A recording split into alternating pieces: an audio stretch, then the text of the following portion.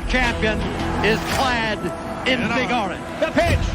Swing and a miss! That's the ball game! The national champion is clad in big orange! Summit and Destiny have met 7 times before. Tonight is number 8. Tennessee Volunteers have wrapped up an SEC outright regular season title. The SEC runs through Rocky Top. Tennessee wins the SEC regular season crown for the 2nd consecutive season. The 1-0. In the air, right center field. Bronx on the move. Won't get there. Tennessee walks it off. This is a mismatch. Deep three. Come on now. And Dalton gonna probably try you this time. Indeed. New hand jam.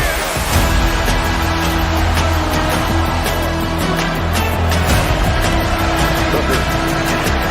Down the middle. Got it on the fly. It's high and again. And he's gonna take it. Touchdown, Tennessee. How much fun is this? Man, Rocky Top, college football at its absolute best. This is college athletics at its absolute best. Welcome into another episode of the Vol Fanatics Show.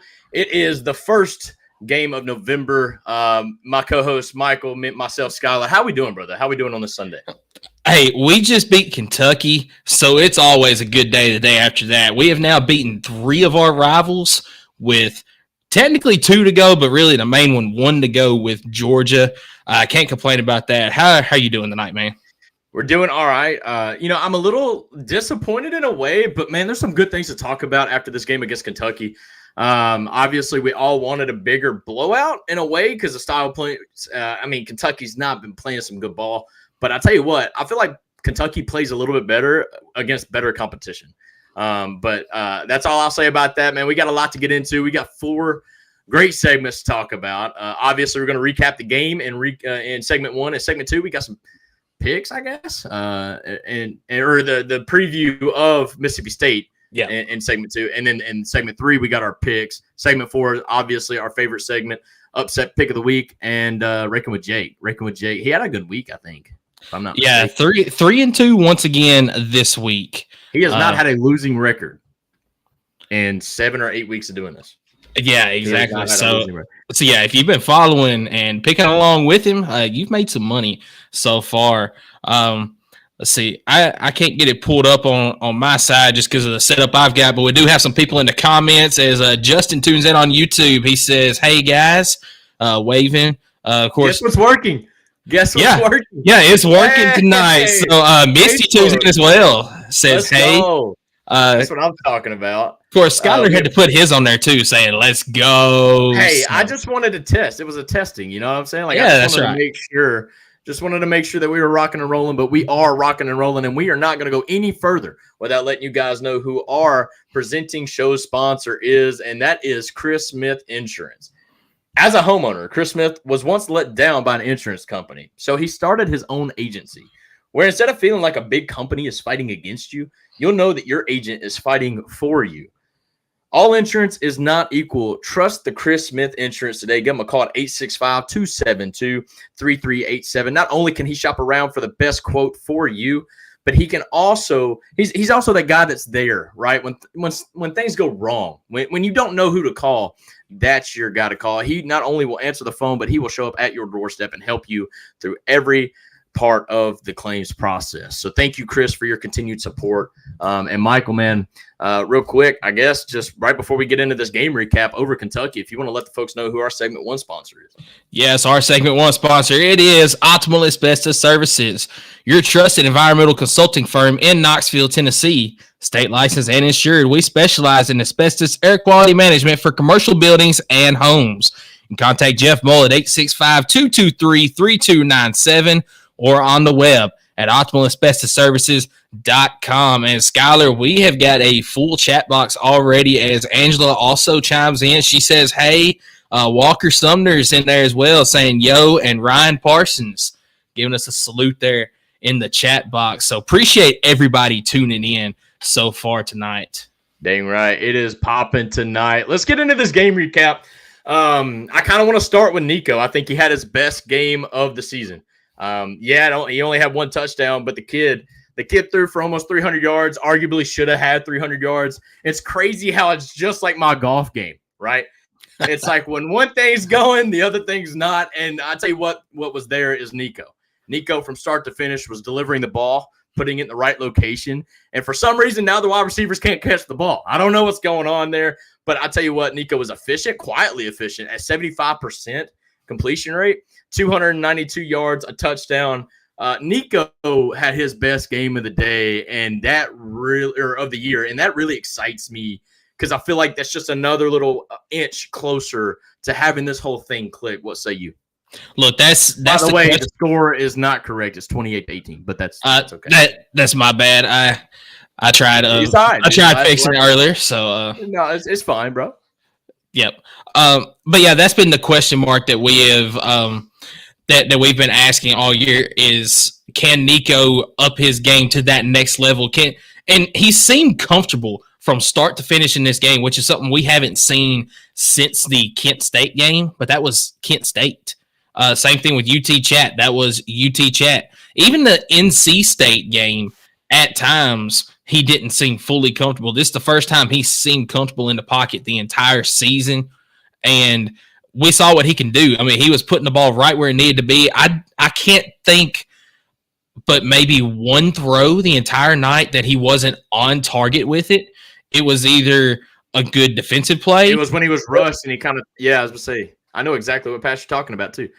Yeah. Which is crazy that you can think about that. Like when you talk about now, like one bad pass, and you know exactly what, pass you're talking about. I mean, how many times can we say that beginning of this year? I mean, usually it's 8 or 10 bad passes, but tonight he was absolutely locked in. You're absolutely right. Yeah, and then when you combine that with the running game that has been on fire all season long, Tennessee can be dangerous down the stretch. So we've got one thing fixed. Now we just need to fix the drops. But then once one problem gets fixed, another problem arises. As I want to talk about this for a minute. The kicking game, which has not been an issue all season long. Max Gilbert misses 3 of them, and one of them a chip shot from, 37 yards? Hot take about Max Gilbert in the kicking game? I ain't worried about it. Every kicker has a bad game, and I think this was his bad game. I mean, it's just one of those things where it got in his mind early, I think, when he hooked it. I mean, the first one was kind of more like a draw. The second one, he just absolutely pushed. I mean, it was dead straight kick, honestly. His just aiming point was off. And at that point, I think the kicker got in his head. He's a redshirt freshman. And then that third kick, I mean, it was just a straight hook. Like, it is what it is. I think you talk to any kicker in the league, in the NFL, like, they all have a bad game. I'm hoping that this was it. Luckily, it was against a team that we can afford to have something like that happen. But overall, I still trust Max Gilbert. I think I'm not going to just discredit everything he's done in the first 8 weeks of the season, first 7 weeks of the season, just because of this bad game. Who knows? But hot take. I'm not going to overblow that. Obviously, we got to work on it. But yeah. I don't think that that's going to be a reoccurring issue week in, week out.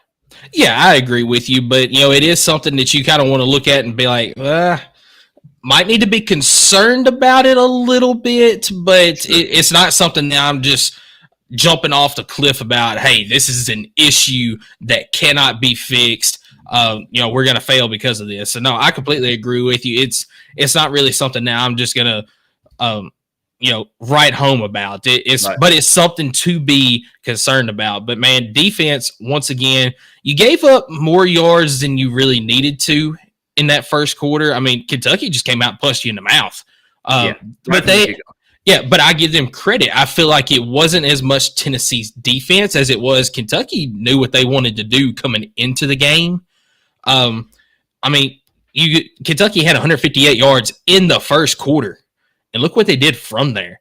I mean, 366 minus 158, that's just over 200 yards for the rest of the game. And a lot of that was in the fourth quarter, too. Third to fourth quarter when they swapped quarterbacks again, and they just continuously hit a quarterback draw on us. Real quick, Real quick, Jeremy Walker, thank you for liking the show. Jeremy, thank you for sharing the show. Scott has followed the show. And Sean Carpenter, thank you for sharing the show. Guys, thank you. Y'all are kicking butt tonight, dude. Maybe we need to start doing night streams on Sundays, dude. This is crazy. Thank you so much. We are rocking and rolling. Let's talk a little bit more. A name that we haven't talked about, but he is here on the screen. Miles Kitselman having a game. I mean, from the start, really, I think it was a second drive, maybe. Maybe it was the first drive. I can't remember. I rewatched the game, but just 2 catches back to back, and it was just like a 17-yarder and then like a 31-yarder back to back.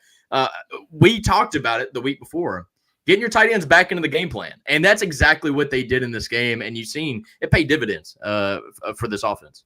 Yeah, it just opens everything else up whenever you can get the tight ends involved in the passing game, because then you take some of the pressure off your wide receivers. You take pressure off your running backs whenever it comes to the running game. It just opens everything else up, and you see how much Nico trusts his tight ends, especially Kitselman, getting them involved. And I think that's another thing that helps Nico stay comfortable in this game, because he had that go-to guy in Miles Kitselman during this game. And then Brew got, 5 touches, I think, in this game as well, which is huge. We've got to keep Brew involved.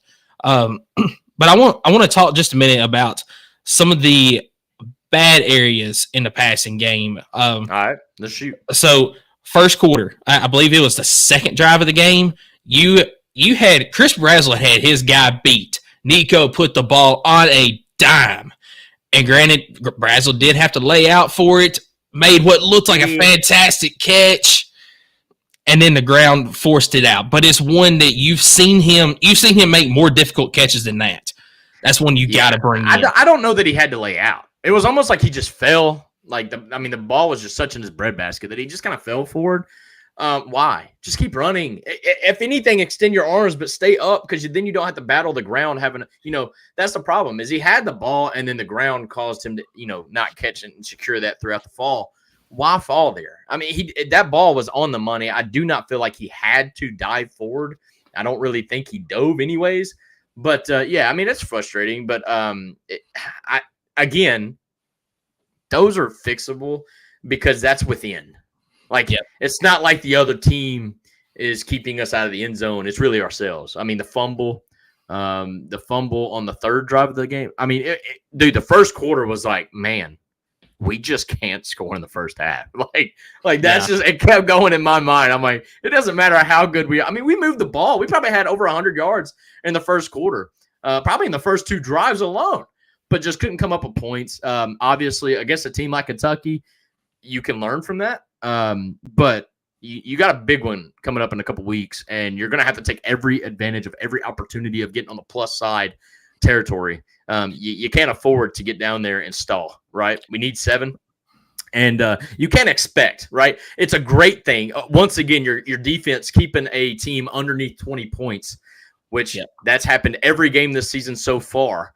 But you can't expect the defense to keep doing that, especially against a team like Georgia, albeit Carson Beck's got some issues, but the team around him is playing really good. 28 points. Nico looked great. I want to see against Mississippi State, Nico looked great. Wide receivers help him. Because, I mean, honestly, Chris Brazzell's had some great catches. So, I don't understand why he dropped that one in particular. Chaz Nimrod, another what would have been a massive touchdown. Nico squeezed it right in between the safety and the guy covering him, which was a crazy throw. Honestly, I thought he made a bad read, but he squeezed it right in the breadbasket, and Chaz Nimrod just drops it. And the safety was below him. I mean, it was green grass. It was a touchdown if all he does is secure that catch. I don't know. It is what it is, man. It will click at some point. Dylan Sampson only playing really one half of football because of the fumble. But also, people ask, why were you in the red zone and Dylan Sampson's not in the ball game? Well, it's simple, guys. We don't rotate. We don't rotate once the drive starts. Let me put it this way. Once the drive starts, if you're getting first downs, you're not going to sub a guy in and out to give the defense a chance to rotate, right? So Peyton Lewis started the drive because Sampson just had a long drive right before a 3-and-out that Kentucky had. So Peyton Lewis starts the drive. Well, then it turns into a 5-minute long drive. You get to the red zone, and you're not going to substitute anybody. So it was just by default that Peyton Lewis was in the ballgame at that point. He still scored a touchdown. Credit to Peyton Lewis. But and here's another thing. So people wanted Dylan Sampson in the game at that point so he could get the record, or so at that time it would have been to tie the record. Yeah, the selfish. Yeah, absolutely. But what does that say to you, or for you as a head coach? If you're Josh Heupel, Peyton Lewis gets you down inside the red zone, let's just say inside the 10-yard line, and all of a sudden, well, let's just put Dylan in there because, we want him to get this record here. What does that say as a head coach if you do that to the rest of your team? It's not a good look. If it was the last game of the year. Okay, yes, that's different. Do it. That's different. Do it. Yes. You were playing your 8th game of the season. Not really worth it. You knew he was going to break it. I mean, it was only a matter of snaps, really, when he got down to 2 to go. I mean, you knew. I think he wore the Chris Johnson jersey down Vol Walk. Like, he was feeling it. Like, he knew it was close. And so, no, honestly, not worried about that. But honestly, it would have been super hypocritical for Coach Heupel to then sub him in just for that. And how would that affect Peyton Lewis? Peyton Lewis, a true freshman. If that happens to him in that moment, of course he's going to be the unselfish guy that says, yeah, of course, Dylan Sampson deserves that moment. But deep inside, he's the one that got you all the way to the red zone. How would he have felt getting taken out right before he's about to get awarded for that drive? You know what I'm saying? So it's just, exactly. I think Coach Hype handled it the right way. And at the end of the day, Sampson still got his 18th and then 19th touchdown of the season. I'm telling you, if there wasn't a power T on that boy's helmet, he would be absolutely in the top 5 of the Heisman conversation. Now, obviously, Genty would be ahead of him, but he's the number 2 back in the nation. I feel like he should be considered the number 1 back in the nation because he's doing it against SEC opponents. However, that is my opinion. So, Genty, 20 touchdowns. I think he's got 1,400 yards. Dylan Sampson is just shy of 1,000 yards, and he's got 19 touchdowns. It's pretty special what Dylan Sampson's doing right now. Yeah, it absolutely is. And let's talk about this for a minute because this record has been in the books since 1929. This is a 95-year-old record that Dylan Sampson has just broke in 8 games. Now, Gene McEver in 29 did it in 10 games, but Dylan Sampson just did it in 8 games. And what people would call is a pass-happy offense. Yeah, so, I mean, it's insane what he's doing. The offense in general looked okay, looked really good. Got a lot of yards in this game. Just got to be able to finish the red zone. 4 for 7. Technically, the stats will say 4 for 8, but we kneeled at the 19-yard line to end the game.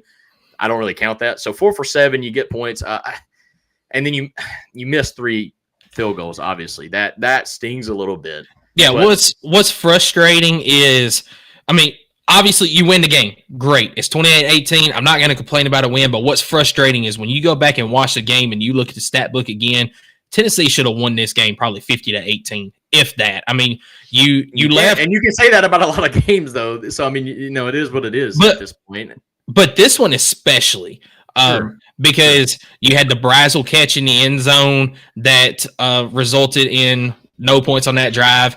You had the which credit to Kentucky on this one. The pass to Kitzelman in the end zone that was broken up. That was a great defensive play. But Nico ends up getting tackled for a loss on 3rd down. You missed the field goal that ensues. So that's a total of 10 points right there. That's 17 points that you missed out on, plus 2 more missed field goals in the game. That's a total of 23. And then the Nimrod pass over the middle that was dropped. That's another touchdown. That is now 30 points that you don't score in that game. So you add that 30 right there, it's 58-18 is your final in this game. Yeah. Matt on YouTube tunes in and says Nico looked real good. Sampson is MVP for sure. That and Coop, arguably. Coop. I mean, as we know, Coop is probably one of the most important players on this team. For leadership, for communication purposes on that line. Obviously, he makes the guys around him better by making sure people are in the right positions. If they forget, their assignment, he's right there to correct them. Yeah, absolutely. 100% right. But, I mean, just look at it. Total yards, 478. When's the last time, Nico? All right, real quick, trivia time. Trivia time, chat. When's the last time Nico has thrown for over 200 yards? That would have been. I will give you a hint. It wasn't Kent State. It would have been NC State, would it not? It was NC State, week 2 of the season. It has been that long since Nico has thrown for over 200 yards against Kent State. Again, remember, he only played the first half. He had 173. Miss Karen has liked the show. Thank you so much, Miss Karen, on Facebook. But yeah, so it was good to see Nico get over that, that number there, because we had kind of talked about how Nico just can't get to 200 yards. He does that pretty easily, almost gets to 300 yards, very efficient.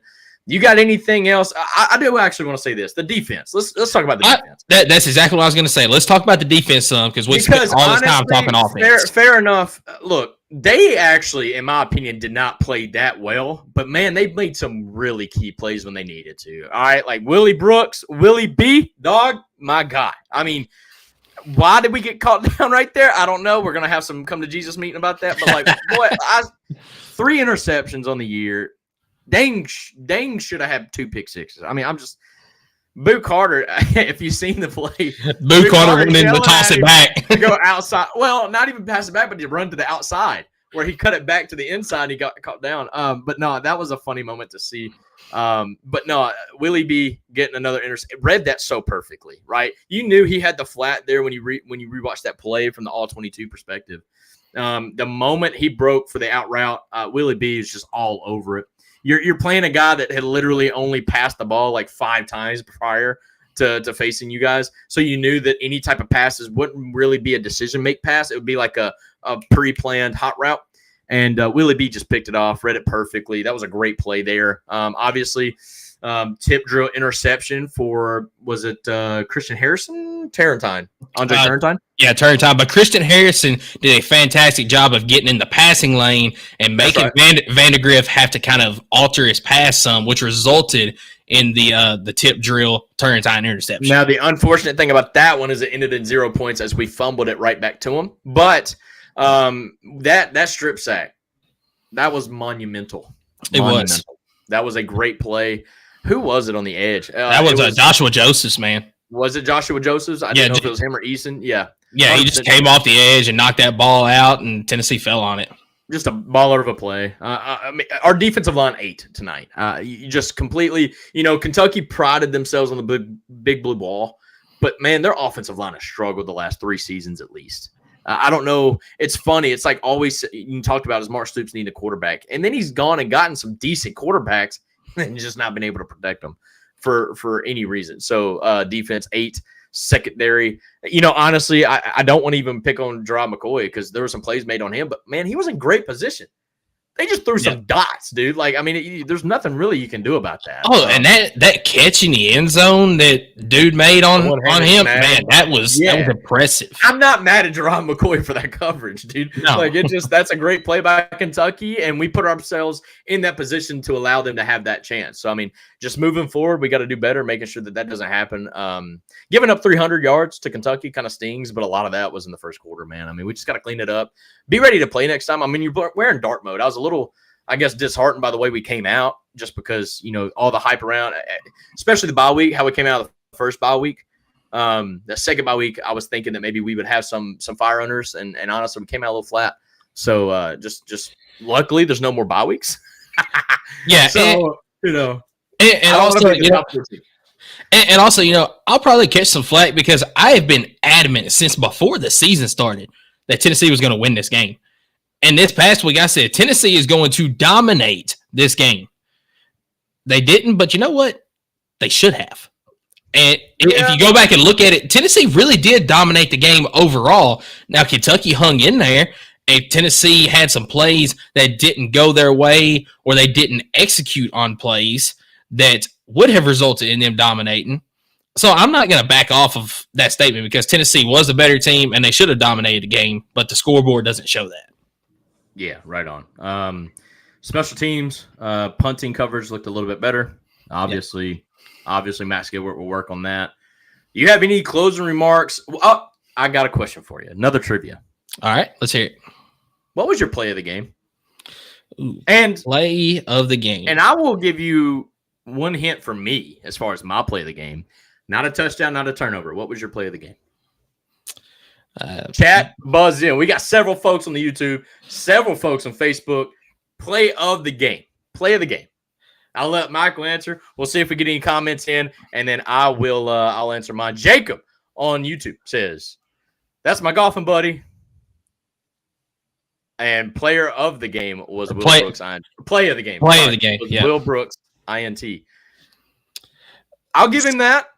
But again, mine's not a turnover, touchdown, or You know, you go first on this one because I'm actually struggling a little bit with this one. I still need some comments, man. That was only one guy, but whatever. I mean, I'll go for it. It. Play of the game. 3rd and 7, Nico rolls out. You think it's a busted play, and he throws an absolute like Mahomey sidearm throw to Dante Thornton, who was covered like freaking white on rice, and somehow still catches the ball. You go down to score. That was absolutely my play of the game. Big boy football, picking up a big 3rd down, 3rd and 7, and just Nico putting it in a perfect spot for Dante Thornton to wrestle that thing in. And that, to me, was my play of the game for this game. It just completely, in my opinion, deflated Kentucky's chances of them getting a stop. I mean, obviously we went down and scored on that drive, but that I think it got it back to a 2-score game too. That, to me, was the play of the game, just because you didn't really expect that. When you see him rolling out and there was like 5 Kentucky people around him, you just kind of thought he was going to throw it out of bounds or run out of bounds, whatever. But he ended up delivering a strike to Dante Thornton. That was my play of the game. Allen says Brew trying to truck dude down the sideline of play of the game. But that's Brew, dog. That's exactly. I'm telling y'all, he looks to hit somebody. I don't care if he's got a hurt wrist. It doesn't matter that he's coming back from a broken freaking ankle. If he sees somebody, look out. Yeah, I like that, Allen. That's a good one. So mine, I will go with a touchdown. It's going to be the Nico throw to Kitzelman for the touchdown because Nico, he's once again rolling out. His guy is covered. I believe he was holding stays in the flat, if I'm not mistaken, was covered. And he looks back.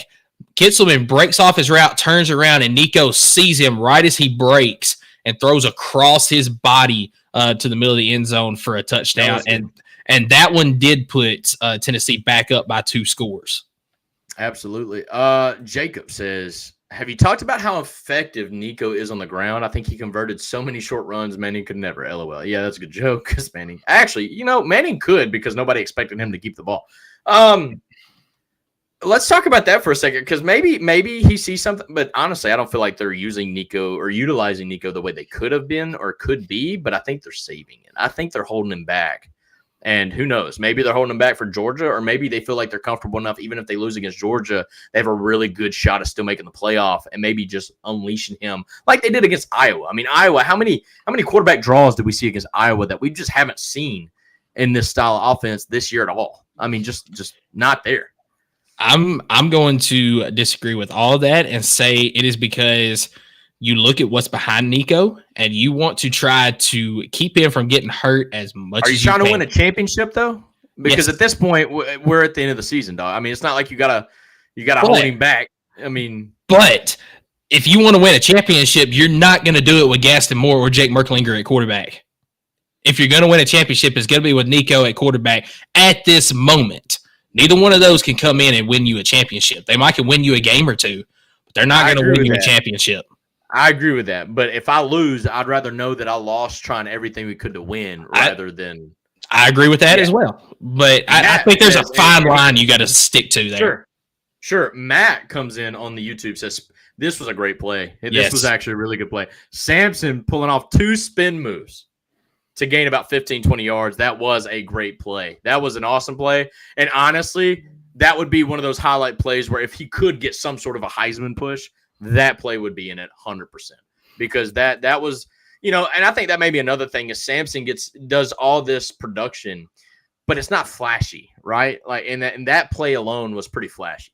The whole team pushing Sampson in for the record touchdown was also pretty awesome. I will give you that.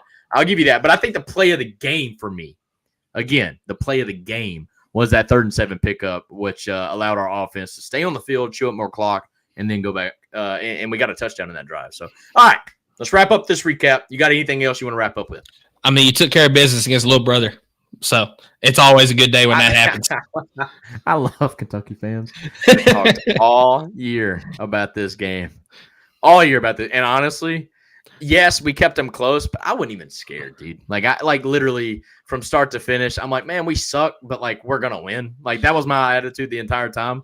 But it's funny because in that third and fourth quarter, Kentucky fans were like, "Oh, we're gonna do it. Oh, we're gonna." No, you're not. And once the season is over with, we're gonna go back and look at some comments in our Kentucky video of Kentucky fans saying we're going 9-3, 10-2, we're beating Tennessee. Yeah, you're about to go 5-7, not even make a bowl game. So you want me to do some fishing? I could probably do that right now on the flash. You want me to do some fishing? No, I'm joking. No, Tennessee gets a good win. Obviously, it's ugly. I think that's just the way we're going to be this year. Yeah. And honestly, if that means we beat Georgia by 3 and it's ugly, don't care. Give me all of that. Give me all of that, dude. Yep. So Tennessee 28, Kentucky 18. My producer getting it all fixed up for us. Look at that graphic looking all juicy now. All right, dude, let's move this thing on, and I'm going to let you guys know who our segment 2 sponsor is, and that is P&L Business Services.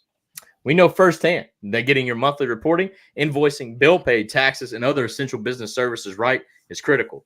That's why at P&L Business Services, we go beyond bookkeeping by providing you with everything you need in your back office so you can have your time back and the peace of mind to do what you love most, which is building your business. Behind every successful business is a great bookkeeper. Guys, to reach out to P&L Business Services, it's as easy as pnlbusinessservices.com for anything. They're looking for full service, right? So if you don't want to do payroll, you don't want to do any sort of accounting or bookkeeping, by all means, reach out to them. Connor, Leanne, the entire staff there will get you taken care of. Thank you, P&L, for another month of support out there. So let's talk Mississippi State here. Yeah, Mississippi State, they're hard for me to gauge. Obviously, they're not a very good team. They just won their second game of the season against UMass, in which they got behind 10-0 to start the game. So I got a little bit nervous on that one. Is UMass about to beat an SEC team? Their third SEC game, I believe, of the year. But Mississippi State has got a good offense, and they found something since Blake Shapen went down midway through the year. With Michael Van Buren at quarterback, as he is 97 of 170 so far this year for 1,300 yards. 9 touchdowns, 4 interceptions, and he's also done a little bit on the ground. I mean, when you add the sacks in there, it doesn't look like he's done much, as he's only netted 4 yards with the sacks included. But offensive line has not done a whole lot to help him. But he's got an absolute dog at wide receiver in Kevin Coleman Jr., who has got 688 yards on the season with 5 touchdowns. The next closest guy in receiving yards for Mississippi State is Craver. Let's see. Mario Craver has 355 yards receiving this year. They've run an offense that is very similar to Tennessee's offense because Josh Heupel and Brent Venables, no, not Venables. It's Brent Venables is Oklahoma's coach. Are you talking about the Mississippi State? Yes. Not Elko. I'm gonna have to look that up now. I just no. Hold up, Jeff Lebby. Yes, Jeff Lebby. Thank you. Dude, I was like, holy crap! I knew this, but that spur of the moment thing where you yeah. They both coach together, so they know the offense. Both of them run pretty much the same exact offense, which is what makes me a little bit nervous about this game because Jeff Lebby knows what he can do against this defense, and vice versa. Josh Heupel knows what he can do against Mississippi State's defense. So this is one of those games that I feel like could be closer than you really feel comfortable with by the time it comes to the play. I know this game is going to be closer than what we're comfortable with because that's just the way Tennessee plays. Here's what I'll say. Mississippi State under Jeff Lebby, they're trying to obviously lay the foundation. Mississippi State really, for several years and for known reasons, they've been down, right? They're trying to find an identity. Jeff Lebby is trying to find that identity, and I think they're getting there. Obviously, he's running that fast-paced offense. I think they're going to get there. Obviously, has some struggles this year, but honestly, they played some really good teams very close, which is why I think I know that this game isn't going to be a blowout like we all want it to be again. For style points, we're really trying to fight. You know, if a true Tennessee fan here chalks up Georgia as a loss, even if it's a close one, right? If we chalk that up as a loss, we're 10-2, and now we have to rely on, okay, well, how good did we look the rest of the season? What are our wins? Whatnot? You know, this is a game where we should win by a lot, but you look, they played Georgia 10-point spread and hung around, right? 41-31.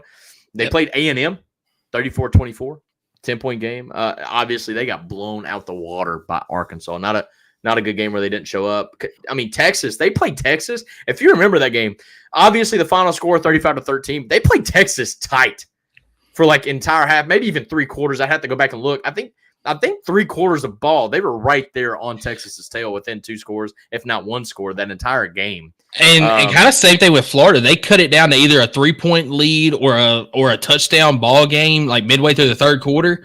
And then Florida ended up coming out and putting up a couple of touchdowns, got a couple of turnovers on defense that resulted in a 45-28 game by the end of it. But you're right. They've played teams close this year. They just hadn't been able to pull out any games. Well, I'll say all that to say this. The team ain't quit. I mean, even though the record's 2-7, they still show up to work. They still show up to play. Obviously, they just ain't got the dudes, right? So, he's going to have a game plan. I expect them to punch hard in the first quarter. I still think Tennessee overall has the dudes. I think that's going to show itself in the second half like it always does. Tennessee is a second half team out of this water. I haven't even talked about this. You score 17 in the second half. Well, count overtime. You score 24 in the second half against Florida. You score 24 in the second half against Bama. You score 21. Yep, 21 yesterday against Kentucky. In the second half.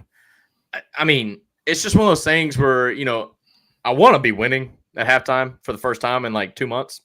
But I do feel good about our chances once we get past halftime. Even if we're down by 3 or 7, I think we would still. But this is not a team you want to do that with. I mean, because like I said, like you want to win this game by easily, right?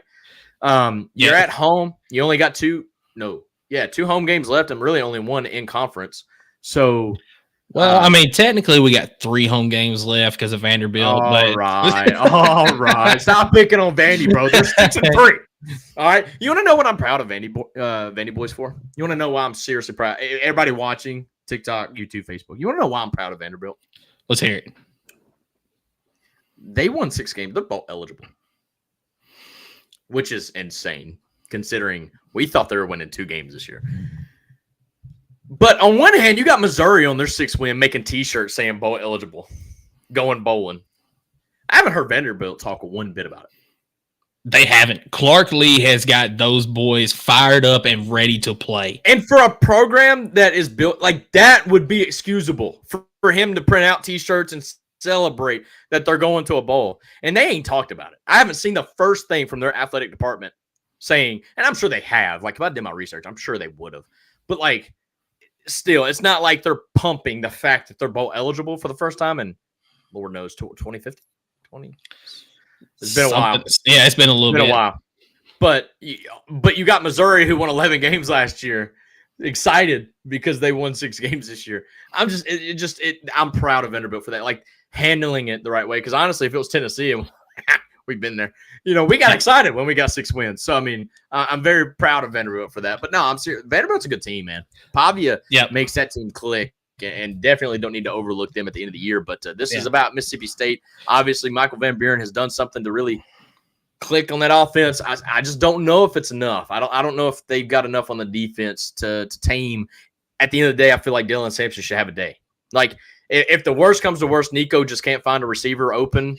Hand the ball off Dylan Sampson, and let's move forward with a 21-10 win. You know what I mean? So, I don't know. That's my thoughts on that. Yep, I agree with you. I mean, ultimately, if you're Tennessee, you just got to take care of business and play your ball game. This is a game that you should win, even if you don't play well. Just don't give the game to them. Don't make the silly mistakes that can cause them to hang around. Because, I mean, you saw with Arkansas, you kept making mistake after mistake. You weren't taking advantage of stuff. You allowed them to hang around, and they beat you. And Mississippi State is absolutely a team that if you let them hang around, they can beat you.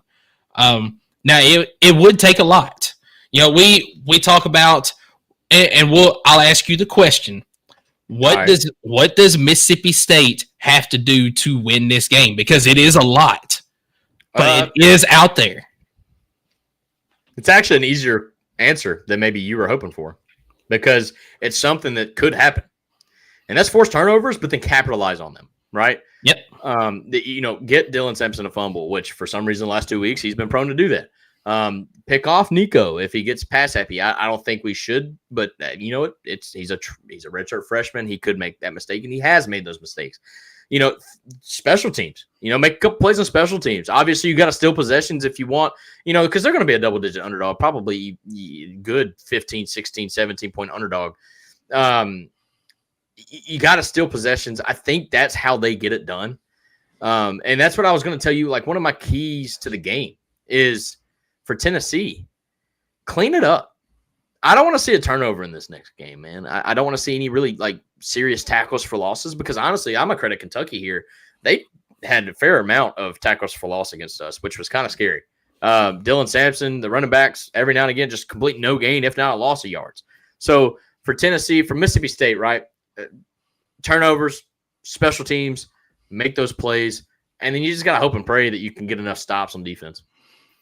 Matt is correcting me. You were pulling it up as I was. 21-point underdog. Yeah, I didn't know if it was going to be 21, but yeah, there it is. I haven't looked at the line yet. So actually, I was pulling up this one as Justin just absolutely disrespects Mississippi State. He's saying Tennessee lets the cheerleaders play, and then Mississippi State can win. So, guys, Mississippi State, they're still a football team, guys, and honestly, I'm gonna give them this credit. And I said this already. They're still playing. It's not like they've given up on the season. They just know that this is going to be a good rebuild, and they got to lay that foundation down. It's not like what I thought Kentucky was going to be. Now, credit Kentucky. They were, I thought Kentucky laid down. I thought their season was done. It's over, whatever. But they came out with a game plan and played very well. They absolutely quit against Auburn. That's exactly. But, you look at Mississippi State. Obviously, Arkansas, arguably, I didn't watch that game, but the outcome's just atrocious. So maybe they did quit there. But, they played some stiff opponents. They had a 3-game stretch. I'm going to go 4-game stretch. Florida, Texas, Georgia, and A&M. And I know you're about to say Florida. Dude, Florida's a good team. All right? They have a worse schedule than anybody in the country. But they faced Florida, Texas, Georgia, and A&M back-to-back. Yeah, that's a tough stretch. Arguably, when you look at the schedule now, Mississippi State's schedule this year was harder than Florida's. Just based on how some of Florida's opponents have looked now compared to what we thought they were going to look at the beginning. Now, obviously, Missouri's kind of dropped off, but their final 3 games: Tennessee, Missouri, Ole Miss. Yep. Yuck. And that's after facing Texas, Georgia, and Alabama. I think you're right. This schedule might be right there with Florida, man. Right there with Florida. So let's see. Justin in the chat box said Florida surprised me more than Missouri. Florida surprised me more than Missouri. I don't know if he's talking about just the fact that they're better than expected, especially after the beginning of the season. Missouri, I kind of seen this coming from a mile away. Like I said, they made eligible shirts.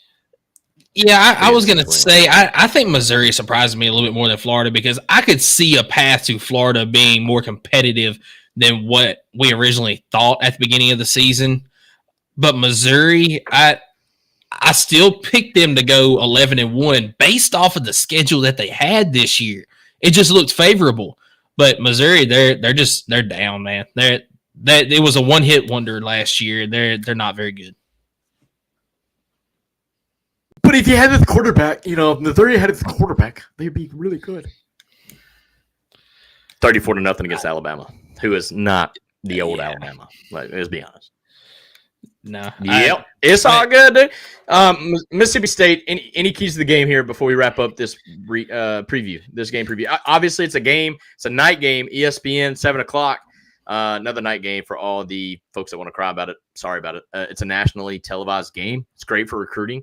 And let's be honest, if you're getting night games like this, that means you're in the conversation. And we are. And people hate it. I got commenters right now on my TikTok like, y'all are terrible. Y'all are overrated. Okay, buddy. Guess what? Don't care. Yeah. Jeremy chimes in. He says, was great to see the physicality of our team. Absolutely. This team, they played physical all year, but especially in this game against Kentucky. I mean, that push in the end zone by Dylan. Yes, that's exactly what I was going to bring up. Dylan Sampson, he was stopped. And a couple of guys started pushing on both sides. And then you see all 11 guys on Tennessee's team pushed him into that end zone. That's what Jeremy even said that Nico pushed. Yeah, like Nico was pushing. Like, I mean, everybody was pushing. That was awesome. That was a cool moment because, like, so many of those plays get whistled dead because, obviously they want to protect the players. And usually when a big pile gets pushed like that, somebody gets hurt. But the fact that the refs let it go, now people can argue and say, it looked like he was stopped. Okay, maybe because obviously it's a judgment call there. But I'll tell you one thing. He didn't go backwards. He kept moving forward, if anything. Yep. And that showed me everything. And honestly, you play till you hear the whistle. Nobody heard the whistle, okay? So you kept pushing. So, I don't care what you thought happened. The boys kept playing, and that's exactly what happened. We got somebody on YouTube, and I don't even – Toluta? Yes. I've had to work so many Saturdays. I love these late games. Supposed to be off. Those are tough. Those are tough. When you're supposed to be off on Saturdays, right? ESPN cut the stream out of the highlights. That's unfortunate. But no, I mean, if it's working out for you that you're able to watch the games now because you're working on Saturdays, that's what it's all about. No, I love the night games. I love Neil. I mean, think about the atmosphere last week or yesterday. The band wearing the lighted caps. That was insane. That was cool. Awesome. That was awesome, man. Tith Ulta. There we go. Thank you for that. All right. Yeah, but so keys to the game. You kind of already mentioned it. Just don't make mistakes. Clean things up. Clean it up. Yes. Basically just play your game. Keep running the ball with Dylan Sampson. Make Nico stay comfortable. Keep putting the ball where you need to. Receivers, catch the dang ball. Hang on. I got one even better. Okay. Can we win the first half? Is that too much to ask for? Can we please win the first half against Mississippi State? Yes, please. When's the last time we won a first half? Oklahoma. Because we didn't we score 25 in the first half against Oklahoma? Or no, we scored 20. We might have been. We were leading at the half, and I think we scored 22 in the first half, and then we kicked a field goal in the second half. Might have been 19. Maybe, yeah. But okay, I'll give you that though. So it's been since Oklahoma. It's been since September since we won the first half. Yeah, clean it up. Hey, at least we got a score in the first half finally. That's all right. Baby steps. 5 minutes left to go, dude. Like it's terrible. All right. No, baby steps. We scored in the first half, so now we're gonna win the first half against Mississippi State. I agree. I like that. I'm a bet it. That's a best bet. For Jake, I know he's Jake's about to get on. That's the best bet, brother. Like, let's do it. All right, dude. Let's get on to our picks for the SEC coming up this weekend. And if you want to shout out our segment 3 sponsor, I will do it. Our segment 3 sponsor, it is Kaizen Painting. Do you want a colorful life? Kaizen is a painting and drywall company that provides residential, commercial, exterior, and interior services. At Kaizen Painting, we understand the importance of a beautifully painted home and properly installed and repaired drywall. We're here to bring your vision to life. We care about providing you with a personalized, efficient, and quality service. If you live in Knoxville and surroundings, contact us for a free estimate at kaizenpainting.com. Color your life the Kaizen ways. So the slate this weekend is it's a decent one. Good? It's a decent one overall. I was afraid it'd be kind of a letdown, honestly.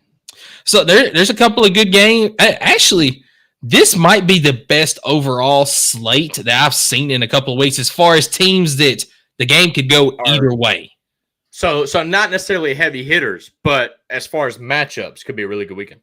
There's a couple of heavy hitters, but yeah, matchups, it should be a good weekend. And it all starts off Florida going to Texas. This is at 12 Eastern on ABC. And this game really intrigues me, man. I like this matchup here. All right. I actually like this. Justin immediately. Horns. Yes, I know. He's a big Longhorns fan, and we appreciate him for supporting the show.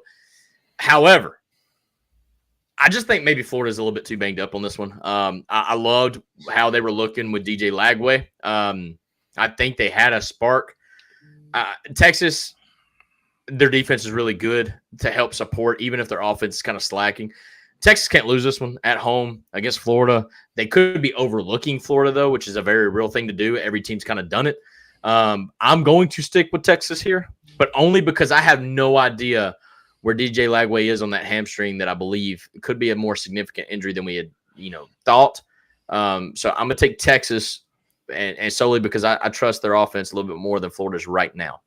Yeah, and that's where I'm at too. If DJ Lagway, if we knew for sure that he was playing and he was 100%, I would say, hey, I might just go ahead and take Florida in this one because you never know what's going to happen. But that's right. But the question marks around DJ Lagway has me leaning Texas, and Texas is the better team in this game. They should win this game. They have the game at home, but Florida is one of those teams you can never count out. But like I said, the question marks around DJ Lagway has me leaning towards Texas. Quinn Ewers and this team get it done. Got to shout out a team real quick, and a TikToker said, great win by the Vols. Us Louisville fans appreciate that. But I appreciate Louisville. All right? Got a big win over Clemson. Thank you for doing the Lord's work. So thank you, Louisville. Appreciate that, my guy. So, all right, let's keep it right along. We both picked Texas, right? Yep, we sure did. This one, this is the 3:30 game on ABC. This is a big one. This 100%. We don't call this an elimination game, but for one team, it is 100%. For one team, this is an absolute elimination game. It's Georgia. It's Ole Miss. 3:30, like you said, on the ABC. Justin immediately says Georgia. I love how Justin's going along with us here. He's making his picks. He likes to, compete, but unfortunately, I'm the best. It is what it is. Yeah, we're gonna see the score here in a little bit, and it's gonna show how much I close that gap. So, did you close the gap this past week? I don't need you to correct me right now. I'm feeling it. Georgia, Ole Miss. Hey, I do want to shout out. So my mom actually showed me last night. She will go through, and as we're picking, she writes it down on a note. And she puts her picks out beside it and keeps it on the fridge during the week just to see how we all do. So, right on. I'm gonna make this short and spicy and quick. Ole Miss is gonna win this football game. Okay. Yeah, dude, 100%. Ole Miss gonna. I said this in the preseason. Now, obviously, Georgia's looked great, and I'm gonna keep betting against Kirby because at some point it's going to work, and I'll be the only one that did it. So, look. It all comes back to why I said I was picking Florida. And by God, I don't regret that. I understand they beat Florida because they should. They should. But Florida made that a daggum good game for 4 quarters, and I knew why they would be able to do that. And it's because of Carson Beck. Dude is not seeing the field right now. And against Ole Miss, against a high-powered offense, and if which Ole Miss looks anything like they did last week against Arkansas, a good team, by the way. I don't care what you say. If Ole Miss can find that and Georgia feels the pressure to have to keep up with Ole Miss, Carson Beck ain't going to be able to do that. No shot. So give me Ole Miss. That's fair. And I'm going to give you credit, too, because you have said this from day one. When we did our preseason predictions, you said Ole Miss was going to beat Georgia, and you have stuck with that. So I'm giving you full and total credit for that. Here's why I'm picking Georgia, though. All right, so it's Georgia. It's Kirby Smart, and Kirby Smart's gonna find this video and be like, "They're not choosing you, dude. Use that for fuel." And whatever.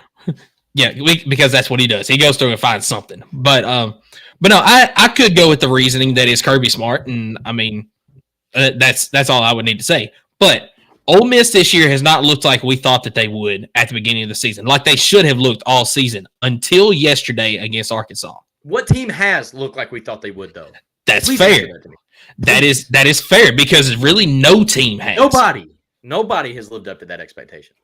But Ole Miss is one of the ones that really has not looked anywhere near what I thought that they should, what anybody thought that they should this year. Georgia, even though Carson Beck has been atrocious as of late, they've been fairly consistent. But that can mean two different things. They've been consistently good and consistently bad at different times. But Georgia in this game, I think, will be the more consistent team, and I think they'll be the more physical team. Carson Beck, he's still going to make mistakes, but I think ultimately Another 3 INT game. Yeah, but I think that the rest of the offense picks him up and they do just enough to win. And I will also say this. This is another reason why I'm picking them.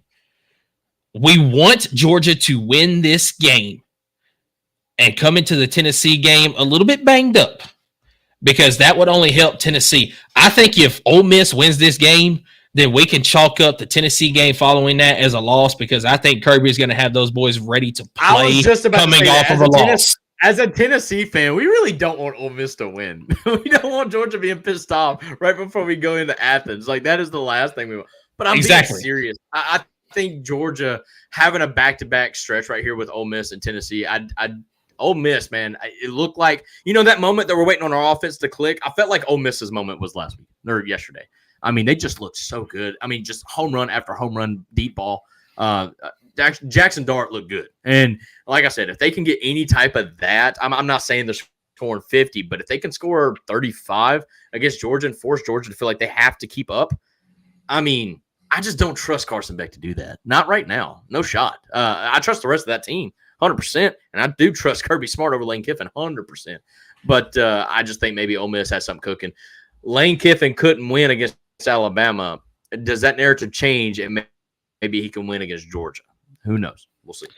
Yeah. And Matt tunes in on YouTube. He's been watching for quite some time. So the Grove is going to be lit in the SIP Saturday. It would be a fun game to watch. How do you feel about the SIP and how they market that as the SEC logo, but SIP? I find it kind of weird. I mean, cheesy. Copyright, whatever. I mean, my wife kind of made a comment today about a logo. I won't get into details on it, but she was like, nobody's original anymore. They copy from everybody else. So, and it wasn't directed towards Ole Miss. It was just people in general. They just copy logos and pretty much paste it. So, but Jeremy agrees with me. Ooh, says Toddy. Gosh almighty, who the hell are we? Flam, bam, bam. And you know what? As far as the playoffs itself go, give me Ole Miss winning this game because Ole Miss already has 2 losses, and that would give Georgia their second. But as far as the matchup next week goes, I want Georgia to win this game because I don't want to see a Kirby Smart team coming off of a loss with Tennessee next in their sights. So next game, 4:15 Eastern on SEC Network. South Carolina versus Vanderbilt. Oh, this is a good game. South Carolina, Vanderbilt at Vanderbilt. And, hey, home field advantage is a thing at Vanderbilt if you didn't know. So, yep. Whew. Do I bet against Clark Lee? I did it last week. No, I did not. I verbally did, and I bet on Vanderbilt. So, I ended up winning money, but I looked like an idiot on the pod. But how do I So here's why I have a hard time with this. Vanderbilt is better than we all thought. But I also nailed my pick with South Carolina last week against A&M. Yep. And now I'm having to contradict it. All right, so give me South Carolina. I'm going to roll with it. Thank you. Because I was going with Vanderbilt. No. Give me South Carolina. Vanderbilt's magic has to run out at some point. There's no shot, dude. But Beamer ball, after a big win, I could absolutely see them fumbling the bag here. But I don't know why. But, dude, South Carolina looked good against A&M. So give me all that. I feel okay with this pick. Everybody's choosing Vandy in the comments, and I get it. I want to. It's little bro. I want him to win. But I just, South Carolina looked good against A&M, who was at the time the number 1 team in the SEC. So, I don't know, but give me South Carolina. I like it. I'm okay with this. Look, South Carolina, they are one of the and let me show my work here, but before you bash me on this, they are one of the worst teams in the SEC. Not that they are bad by any means, because they've got one of the best defensive lines in the SEC. They do. But everywhere else is kind of average. They got a very promising quarterback. Now, they do. Just like Nico. I mean, he's making his mistakes, but they got a good team around him. I'm telling you, South Carolina ain't that far off compared to where we thought they were. I mean, this is another team where we thought they would not be close. Yes, that's exactly right. And they are very close, and they are young.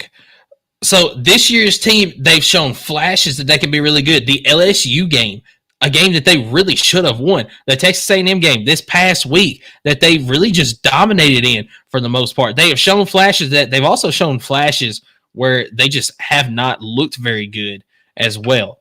So I think Vanderbilt is the more consistent team. I think they've got the better quarterback overall in Diego Pavia.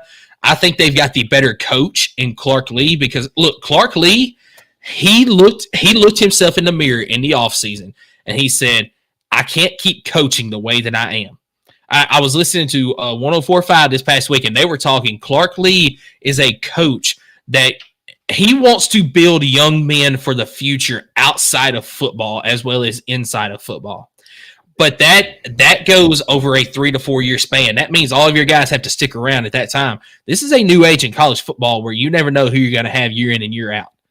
He realized that. Clark Lee is – no, go ahead. I was going to say Clark Lee is to your point, is one of the few coaches that I feel like kind of fired himself and then rehired himself. Yes. Completely different coach.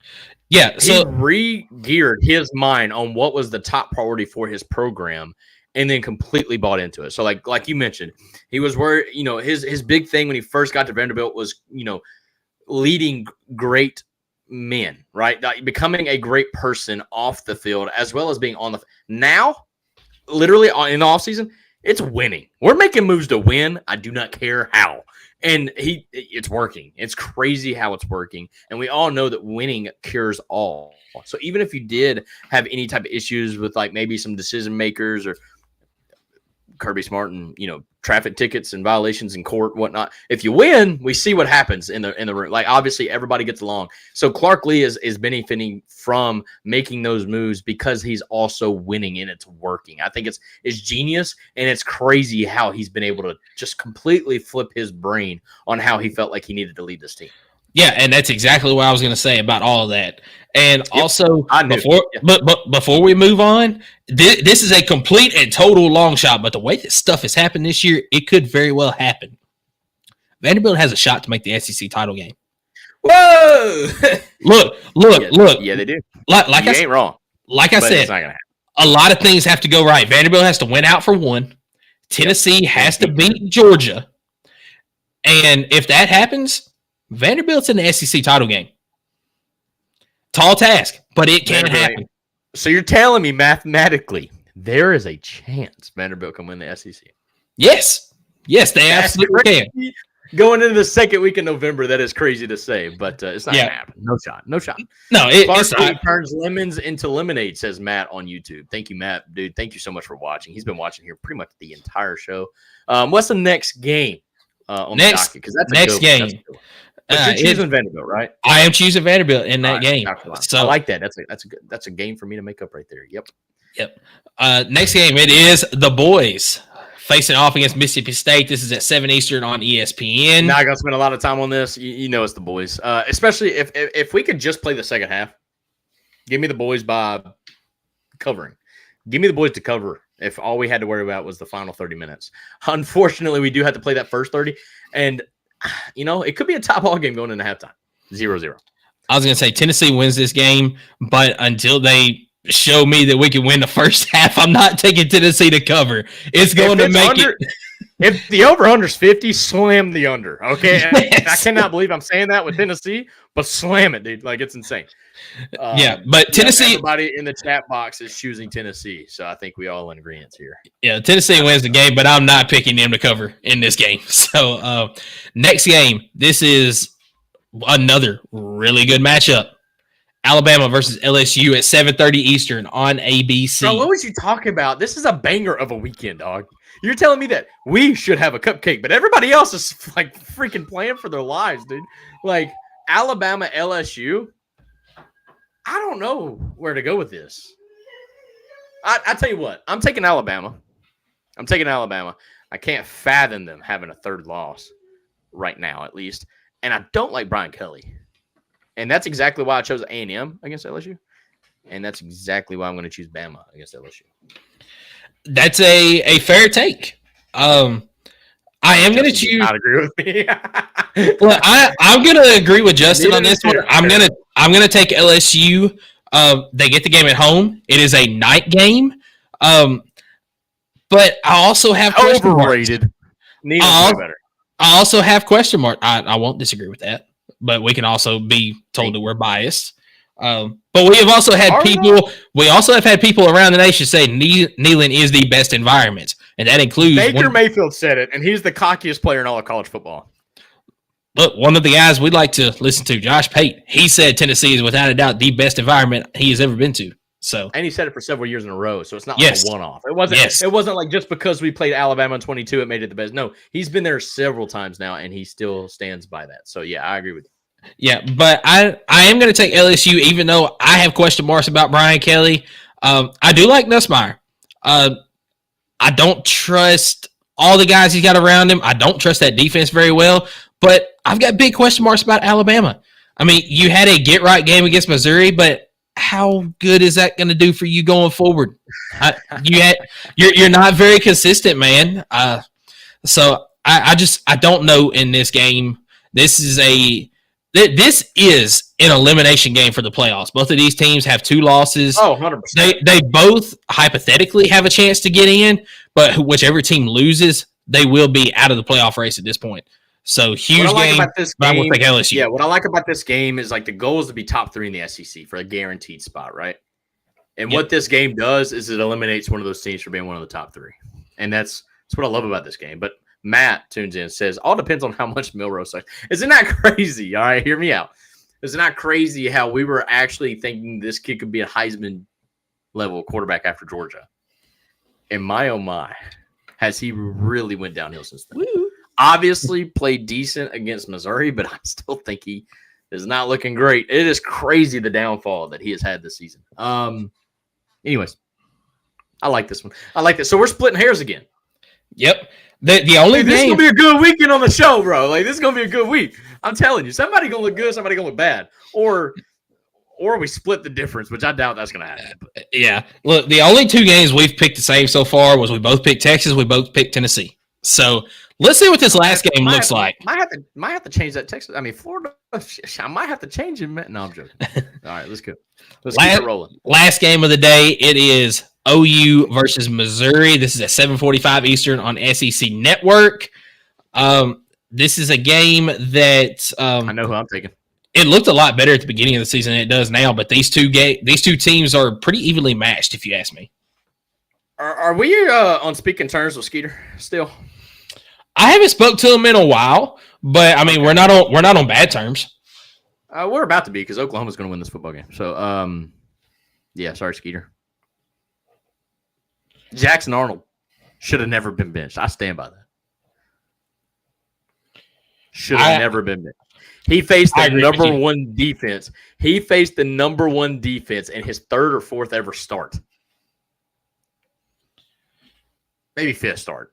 Either way, got benched in the second half. And it's just so unfair. So unfair to that kid. We didn't game plan for their backup, right? So he had a couple of good drives, flashy plays, and then they just bought into this Hawkins kid.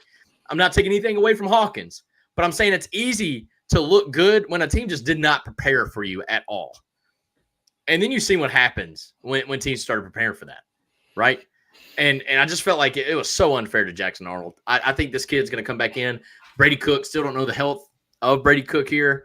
And Drink's already said if he doesn't play, then there is no Missouri. So give me Oklahoma in this game, and I think they might win by 2 scores. Yeah, we split enough games this week that I'm also going to take OU because of a lot of things that you said. Jackson Arnold should never have been benched. Whoa, Skeeter's going to be so upset, dude. I was giving you a layup, bro. I thought you were going to take up for Skeeter here. Bro. Look, OU's defense is still really good. It is. It is.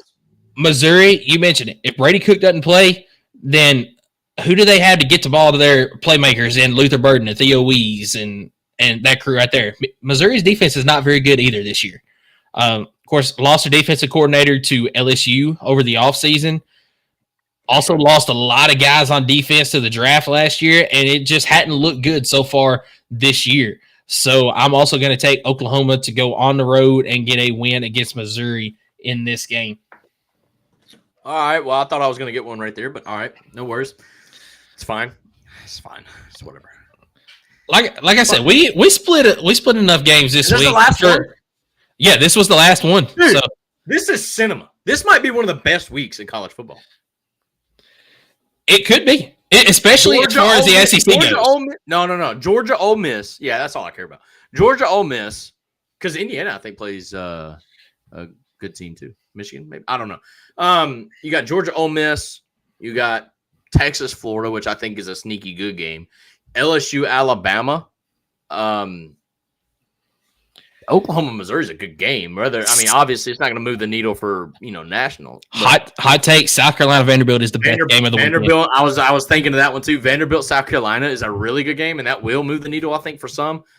Really good weekend, and on all of this, and Tennessee should have an absolute cupcake and let everybody else destruct. I would love nothing more than for Tennessee to win by 28, 35 points and watch fourth quarter to overtime games with everybody else. It would be so awesome. So awesome. But anyways, that was a great segment. This is a great week of college football. Don't let anybody tell you otherwise. And I guess now it's time for upset pick of the week. Yep, upset pick of the week. And let's get these updated standings up as boom. Wait, I stretched out my lead a little bit as I had a 6-1 week this past week. Skylar went 4-3. But once again, dude, you were on fire picking these upset pick games as you covered once again. Well, to be fair, Florida was laying about 16.5. Or Georgia was laying 16.5. But that game was closer than a 14-point spread there. I'm telling you, that was a good game, and I do not regret picking Florida as my upset pick of the week. Obviously, I look stupid. That's fine. But Florida, I'm telling you, DJ Lagway stays in there. I sound like Drinkwoods right now, but it's fine. Yeah, I'm telling you, they had a good game plan. And they still tied the ball game in the fourth quarter. I'm telling you, and I'll say it again. Man, Carson Beck just doesn't look good. I don't know what it is. But when he has to sit there and go through his progressions, doesn't make the right decisions. So I'm okay with that, and I hope he doesn't fix it. Because, man, I think our defense could eat against that in a couple of weeks. But obviously, we got a couple of weeks before we get there. Upset pick of the week. I'm going to let you go first here. Who is your upset pick of the week? Again, we prefer this to be a 10-point spread or larger. For those that are watching, he doesn't like to do that because he's scared of losing. So, that whole saying of playing to win rather than playing to not lose. Yeah, Michael's going to lose this year because he keeps playing to not lose. It's going to be fine. I just can't wait. I can't wait. It's going to be great. I won't lose because this week I'm putting the nail in the coffin with my upset pick as I have got. Oh, yeah. Is that what we're doing? Look, I have got a team that has gotten lucky all season long that will go down this week as Georgia Tech welcomes in Miami to Atlanta. And they get a big win over Miami this week. I'm not saying you win if that hits, but my God, I'd be so happy if that happens. Yep. Georgia Tech beat Miami. Honest, Duke almost. Okay, look, that game is another game where it was not as close as it looked. That game was very much way closer than it looked at the end of it. It was such a good game. I think Miami's fraudulent, as a lot of these teams are. And so if Georgia Tech pulls that off, what's the spread? 11.5.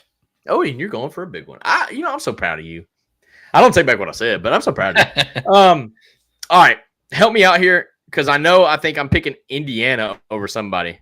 You're picking Michigan over Indiana is what you said. Against Indiana. Thank you. Okay, Michigan over Indiana is 11.5-point spread, I think, as well. 13.5. It's even moved. It's went up then. Okay, so 13.5 spread. I love what Indiana's doing. I think it's a bad matchup. I like Michigan. And I think maybe Indiana may look over Michigan for the simple fact of they are rolling high right now. I think they're 8-0, if not 9-0. I don't know how many games they played. I just think they're going to trip up somewhere. And Michigan, I think, is a team that could do that. So give me Michigan to upset Indiana in a massive way coming up next week. Yeah, so I just want to give you these stats right here because FanDuel does keep up with stats of teams against the money line, against the spread, and all that. So Miami this year is 9-0. They're 5-4 against the spread. let's see. Georgia Tech is 5-4 on the season. They're also 5-4 against the spread. So pretty much, if Georgia Tech wins, they cover the spread. Which obviously, if they upset, they would cover the spread in this one. So Indiana this year, 9-0 on the season, 8-1 against the spread. I ain't worried about it. Good teams win, great teams cover, man. I ain't worried about it. Because what did we say about Tennessee in the first 4 weeks of the season? They won, and they cover the spread. And by God, we are not as good as we thought we were. So, look, I ain't worried about it. Maybe, Michigan 5-4 on the year, 2-7 against the spread. So maybe it's just time for everything equals out at some point, right? So maybe this is a great chance for that to happen. So, whatever. I cannot believe you went through the trouble of looking that up, but it wasn't any trouble. It's not going to matter when Michigan wins. So I had it pulled up. So, but let's get right into our Raking with Jake segment. And let's ask the expert what he thinks about those games whenever he gets in here. Yeah, let's do that. But before we do that, I want to let you guys know who sponsors that segment, and that is Reed Bryant State Farm. Whether you're looking for home, auto, renters, or life insurance, Reed Bryant provides you with the personalized coverage options that fit your unique requirements. Their team is always available to answer any questions you may have and assist you in finding the perfect insurance solutions. At Reed Bryant State Farm, they understand the importance of safeguarding what matters most to you so you can focus on enjoying the game without worrying about the unexpected events. To reach out to Jake directly, who's about to be on the show, you can email him at Jake, Jake, at easttninsurance.com or give their office a call at 865-457-1505. We appreciate the support. And without further ado, we've got Jake Arnold. Absolutely. Jake, and he's not muted. Oh, my God. It's a great day. It is a beautiful day. He is not muted. The mic is working. He looks fabulous. I mean, what's that haircut? Do you get one like a fade going on the side? Or what we I just try to keep it to where I'm little off the top, just all off the top, all off the top. All off the top. You know, I wear a hat so nobody sees the baldness going, so it's fine. At least you look good. How are we doing tonight? I'm doing great. Truly unprepared walking into this segment. Absolutely, just the most unprepared I've had, and I'm glad I am because there was this is a good one. This is a good one for a great reason. Oh God. But Justin says, "Yay! It's Jake time for the show to actually start." Love that. Love that. I guess you're just taking over. Yep, it's fine. It's fine. Look. That's why we do this. What's going on is I think the copy and paste thing that you all had said about just everything kind of being the same methodology, everybody trying to kind of copy each other. There is a lot to be said about it. So with today's segment, ChatGPT is the one that I've used in order to kind of help me provide my analytics because this was all feel good. Really went on, looked at the bets and thought, well, that's fine. And so we can go into it and debate it all we want. But starting off, I mean, you can see I'm doing bad at 28-12. That's awful. I mean, you haven't had a losing week so far yet. So, not had a single losing week. We're still winning money right now. But look, I just want to say this. Rhett on YouTube says, "How do I donate now that Jake is here?" Bro, all right. Oh, God. Can't do that yet, but you can help us out by sharing the show. All right, get subscribers because we need so many subscribers before we can actually take on some donations. That would help us immensely. But if you really want to donate, man, just watch. That would be so awesome. And but if people are going to start asking to donate because Jake's on, we might have to just make Jake the entire show. I mean, don't even start. Whatever, dude. I mean, I was hoping to get you a blush a little bit, honestly. Oh man, if I blush, it's not just the cheeks that turn red; it's the whole head. Oh yeah, that makes sense. Red says bet, and that's exactly what we're doing. So let us know who we're betting on this weekend, dude. I'm telling you, I'm excited about this. Let's go. So we're going 5-0 at some point.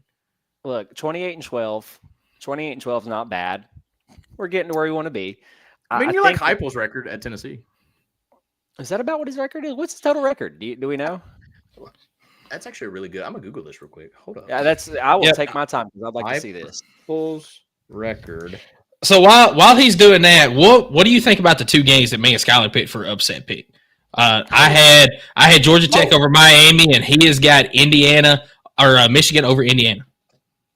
Okay, so is Michigan at home? That's my first question. No. Doesn't matter. Oh, Doesn't it matter. does. They've lost in the It Big House does. already. No, it doesn't. You're playing for more. Okay, while you're thinking Not about Michigan this, at home. I am so proud of myself for knowing this off the top. Hype was 30-12 overall. 30-12. See, that's why he gets paid millions of I dollars. knew that off the top, dude. I had no idea what his record was, but I'm like, that sounds about right. Like, I mean, yeah, close enough. But 30-12 overall. Yeah, so that's exactly what we're working with here. Golly. Well, okay, good. We're starting off a little bit mediocre. We're going to get better as the methodology continues. You know, this is new. I try to provide value here, okay? So ultimately, going back, Duke at North Carolina, I believe, is my first pick, okay? Duke? It has to be. Duke? Come on. Duke, what do we let have me going down. on? Duke let me down yesterday. They let me down too hard. They let me down hard. They didn't even cover. $10 on money line. I don't ever bet more than $5. And so big jump for me, man. You know, I'm just so disassociated. I was actually listening to y'all betting just a second ago because I kind of trust y'all a little bit more than myself here. But so under on the Tennessee game is the best bet. Is that what I'm hearing? God, I don't even know what it is. Is it 34 over under? Oh, dude. Give me just a second. Woo! Yeah, I'm taking the under 60.5. Yeah, take the under. I mean, we might score 10 in the first half. So, I mean. But we also could score 40 in the first half, too. Dude, Mississippi State got all of their talent just sucked dry all the way up to Oxford. We said that about Kentucky, too, bro. Like, it doesn't matter. Hey, Skeeter tuned in real quick. He said, hey, stranger. I want to bring this up because we just brought him up earlier in the last segment. Said, hey, strangers, just happened to jump on and see y'all are here. MIZ, finish it, Skylar. Zoo?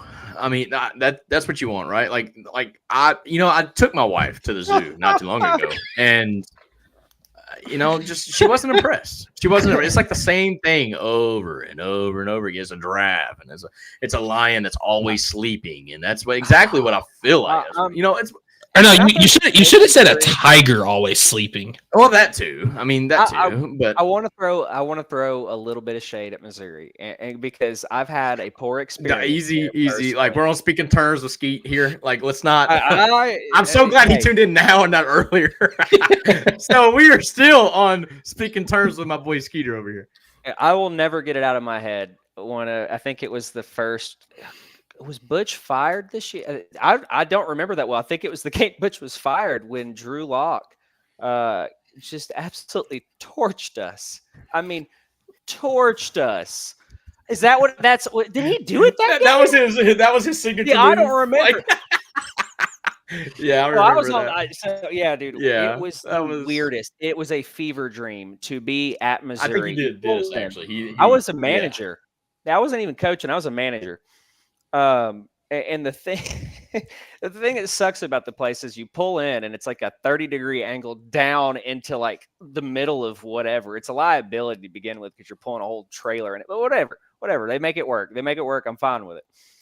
But my God, if I didn't just sit there and think that place was going to lull me to sleep when Drew Lock is going and they're just going, the whole fan base, just nothing. I'm sorry, but y'all got it. Y'all have so many resources. Get it done. Y'all could be the team up north for the SEC. Hey, in fairness, they do have some really nice renderings for a new stadium coming. I've seen those. Yeah, Skeeter has shown them to me. They look really nice. So they can do so much there. Edward Andrews has liked the show on Facebook. Thank you so much, dude. We appreciate that. That helps so much. Skeeter, I know you got to jump over and leave the pod, but we actually all bet against your boys this weekend. So I'm so sorry about that. I don't like Missouri personally. I like Missouri actually. So is Brady playing? That is the biggest question. That's why I didn't choose him. Like, I didn't know because Drinks has came out and said without his quarterback they're nothing. So that's why I didn't choose him. I think we're looking too much into it. Drinks is good at the PR side of things. I think he's just getting. No, he is not. He is terrible at that. Don't give him credit for that. He's terrible. Just a little bit. Don't worry. I From love our it. side, Give us internally, he's. Look, I feel like Skeet does. And he knows. No, Skeet, I feel like does feel the same way because he had some high expectations for the team. You have to be public enemy number one, dude. And then you had one of your best receivers I've ever seen get pulled because of money out in Georgia. I mean, I don't know. That go back. Georgia's going to beat the crap out of Ole Miss. I hate to tell you. No, they're not. No, they're not. No, I love it. Oh my gosh! Can we get to make the best bet? Make it the best bet. Stand on business. 1 second. I got to exactly. On my first bet. I don't know what I went through. So all right, Duke. It says let's kick things off with the Duke money line, but I already did that, so I don't think I can do that. This is gonna be some paraphrasing, but they're saying NC State's only averaging 22 points a game. I mean that's terrible. Tennessee hasn't allowed a team to score more than 20 on them. So okay, Duke's got 32 points. They had a decent showing. Eye test shows against Miami they can hang around. They just don't have the depth. I mean, if you really think NC State has the depth, you got to be freaking kidding yourself. People are at least smart enough to go to Duke rather than NC State. Give me Duke all day. BYU -4.5 on Utah. Love this one. I mean, y'all put me on. BYU's getting it done. In-state rivalry. Dude, if you bet on BYU all year long, you have made so much money if you just started with a $5 bet. Oh, Disgusting. You probably at least made $150. It's on them. This is on them. But ChatGPT agrees. I mean, injury report. Utah is missing a key player in their secondary. I don't know who it is, but it's somebody. They're missing somebody. But what's even – I didn't know this. BYU is running nearly 500 yards per game, but they're allowing 400 yards per game. This is just a shootout. And That's I'm Tennessee sorry. 22 right there. If I gotta have anybody in the secondary, I need every man on deck. If it's gonna be what Nico did, that's exactly what I think the game plan was. Like last night, throw the ball, really get people on their toes, play with the linebackers a little bit, get the run game established, and still get that 7 yards a game, get chunks and sustain drives. Like that's why we're not scoring a lot, and people just drop balls. I'm telling y'all, I said it before the game. That Nico was going to be 340, 3 touchdowns, 0 interceptions, and he was 2 drops away from probably that happening. And I truly believe that first catch on the tight end, my dad and I were talking about it. He thinks it's targeting. I think it's a touchdown regardless because he crossed the plane, but they don't ask us. So it was cross the plane, ball out. Are you kidding me? It's a touchdown. Since when? But he didn't establish himself with the ball. That rule changes. Who even knows what that rule is anymore? That's just whoever's reffing that day, but whatever. I mean, who cares? At the end of the day, it just shows you how much this game is one play makes so much difference. And I mean, Nico is on target. I mean, he really showcased his ability, and I was so happy for him in the first half because he finally was making decisions quickly. I don't believe he needs to run as much as he does. But that's my opinion. I mean, I've never coached a quarterback in my life. But again, BYU, man. I hence the sarcasm there. I really haven't. I've never worked with a Oh, quarterback. I thought you had. Oh, my fault. No. Okay, my fault. I thought you were being sarcastic. That's on me. Yeah, you're defensive. I forgot. I'm a D guy. That's on me. I'm only defense. Yeah. You are. Yeah, D guy. On to the next bet. Good. All right. This is a family-friendly show. So this one's an odd one to me. I don't know how to feel about it. I'm honestly going to go off the script completely because this didn't feed me anything. I think ChatGPT just truly gave me hoot with average defensive points per game and offensive points per game.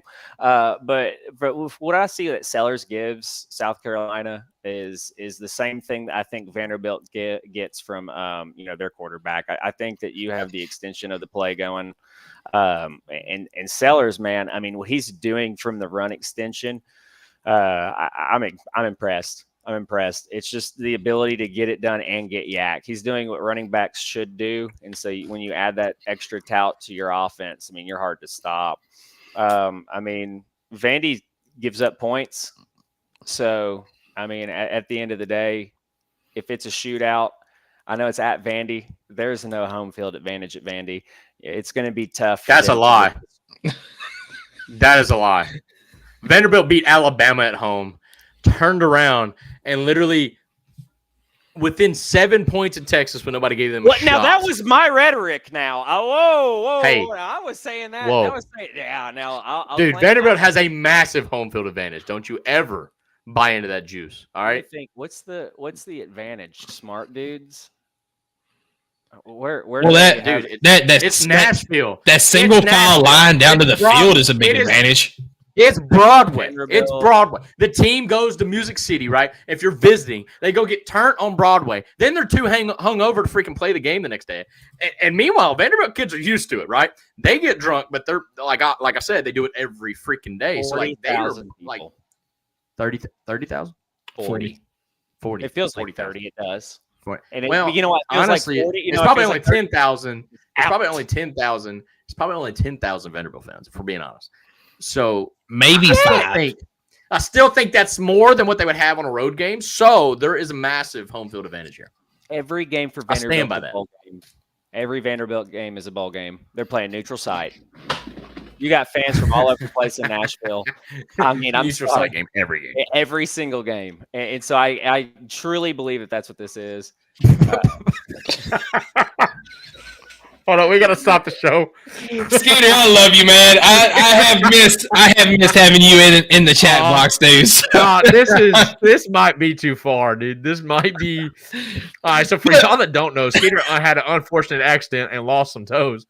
He just said that he misses us like he misses his toes. But see, here's the thing. If we said it, it would be messed up. But the fact that he says it, it's completely okay. Well, and the fact that we're laughing about it's messed up. But it's still like I just think that what can we do to make sure that you get your toes back, bro? Like that makes me feel obligated to donate, to do whatever we got to do to give you some toes back, man. I understand, like, especially for folks at Missouri, when they got to count to 17, they need all their phalanges. Like, they get to 10, and then like they start counting on their toes. And right now, like, I think the highest you could go is like 12. So, like, we got to make sure. No, it's fine. All right. Yeah. Let's move along. But going back to the picks, Jake. I mean, on this one, I'm gonna roll with you, but I'm picking Vanderbilt in this one. And I don't mind that. I'm truly hedging that there is no Vanderbilt home field advantage. I truly am, because I love this pick. If there's any scent of it, if there's a scent of Vanderbilt home field advantage, that scares me more than just this game. That scares me moving forward. And so I think people are sleeping on South Carolina. Oh yeah, I think somehow, some way, Beamer has turned this thing around to be a decent team, and maybe it's Lenore Sellers. I don't know, but like South Carolina's dangerous, and we'll see against Vanderbilt. He's always invested in his fronts, dude. He's always invested in the. I'm totally sorry about that. Somebody get Red off of here. It's one of. Do we need to kick this guy for that? I mean, he has to he has to donate, but I mean that might be ban worthy there. That's crazy. That's a good one. No, it's not. All right, move on. What's the next one? He apologized, but hey, he did. To me, the next one is another one y'all are just, I think, fading. I think this is about the time that I was standing in. But look, are you kidding no shot? Me? Are you kidding me? I'm okay. Okay, you can talk your talk because you just made it the best bet. But there's no shot. There's no shot. Yes, I'm saying I would not bet on this at all. But I'm going to now because you made it Georgia 2.5. So it's fine. I'm gonna have to do it. Look, I went with this pick. I just look. I didn't say it then. Well, I kind of did. I said that we haven't seen Ole Miss play all season like they did yesterday. Could this be the start of Ole Miss looking like they should? Absolutely. Could that have been a one-off and we're going to see Ole Miss go back to the team they have been all year? That is also a possibility. And that's what I think is going to happen against Georgia. Is they're going to look like the team they've looked like all year, and Georgia is going to win. I don't think that they blow them out. I think this is a close game. This can't keep happening to Lane Kiffin. Like it's happened every time to him. Every big game, and you think it's going to be, and he craps the bed. This can't keep happening. The storylines around Lane Kiffin, if that ends up happening, I can't. I mean, there's no way Ole Miss talks about firing this guy, right? Look, I'll tell you when it stops. Whenever Lane Kiffin takes a new job next year, because he will not be in Oxford next year. Well, I've already said that because Billy Napier done saved his freaking job. Here's the deal, guys. I'm just saying. One of my losses of the last week was me taking a gut check feeling and talking out of my kind of just out of it. I was just talking out of it.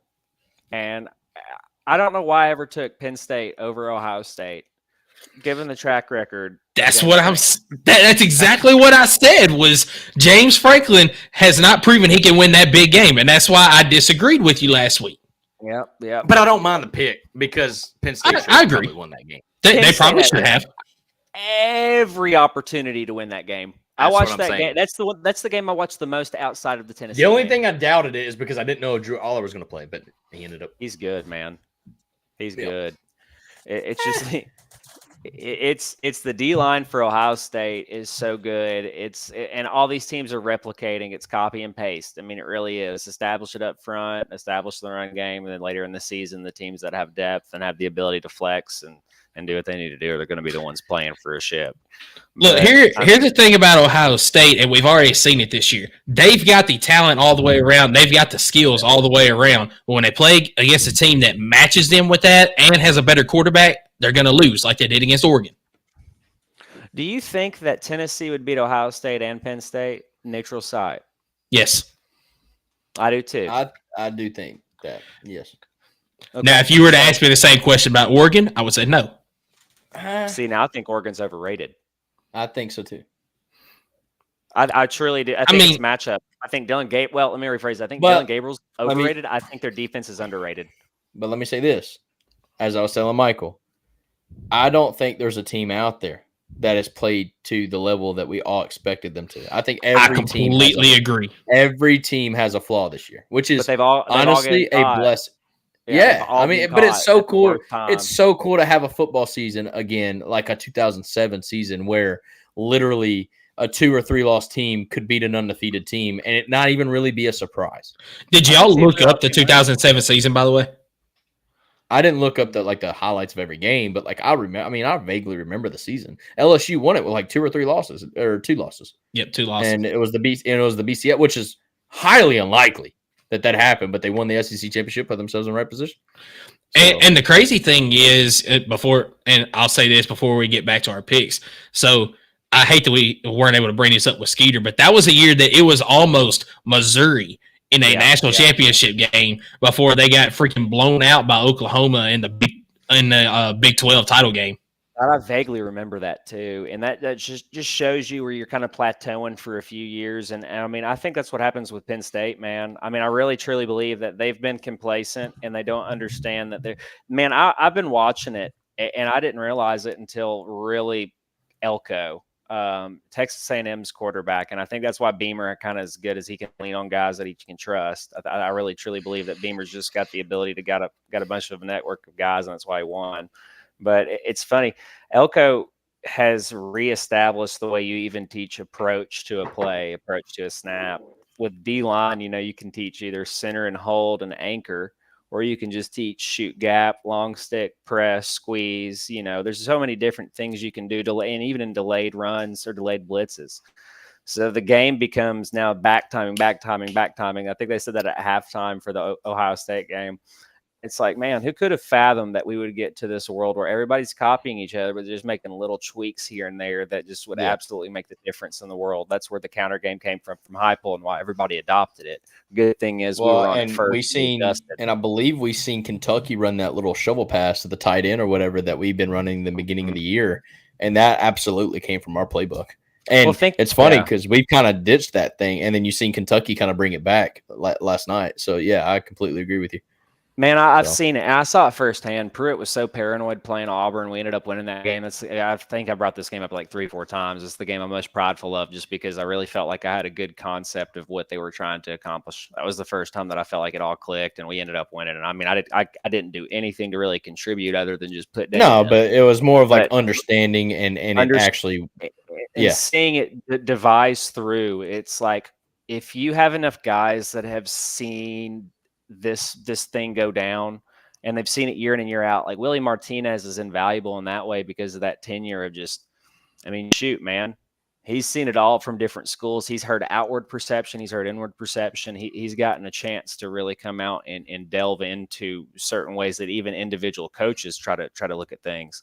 And so from a strategic standpoint, this is warfare, man. I mean, it's wild.